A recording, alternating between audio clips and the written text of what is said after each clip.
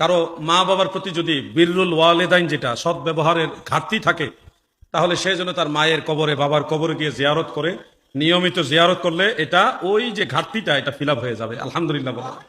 তো প্রিয় নবীজি ফাইসালা, অতএব ইসলাম সবকিছু সহজ করে দিয়েছে। আর মা বাবা তো এমনিতেই সন্তানদের প্রতি রহমশীল, দয়ালু, মেহেরবান। এই জন্য আপনারা মা বাবার সাথে যদি দুর্ব্যবহার করেন, এটা কবিরা গুনাহ করেছেন, বড় গুনাহ করেছেন।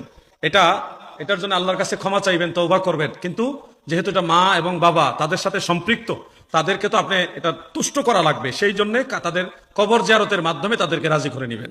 জিয়ারত এমন একটা জিনিস, আপনি জানেন নবীজি বলেন, ইন্না উম্মতি উম্মাতুম মারহুমাহ, আমার উম্মত আল্লাহ তাআলার স্পেশাল রহমত প্রাপ্ত উম্মত। কেউ এমন রয়েছে যে গুনাহ নিয়ে কবরে যাবে, কিন্তু হাসরের ময়দানে গুনাহ মুক্ত হয়ে উঠবে। সাহাবারা বললেন, ইয়া রাসূলুল্লাহ, এটা কিভাবে সম্ভব?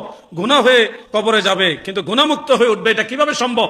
দয়াল নবীজি বললেন, তারা কবরে যাবে, তাদের ভাই বন্ধু প্রতিবেশী আপনজনরা তাদের জন্য ইস্তেগফার করবে, রব্বানা গফির লানা ওয়া লিইখওয়ানিনা আল্লাযীনা সাবাকুনা বিল ঈমান, অথবা রব্বিরহামহুমা কামা রব্বায়ানি সগীরা।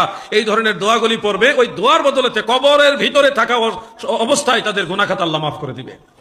এই ব্যবস্থাটা স্পেশাল আল্লাহ তাআলা উম্মতে মুহাম্মাদের জন্য রেখেছেন।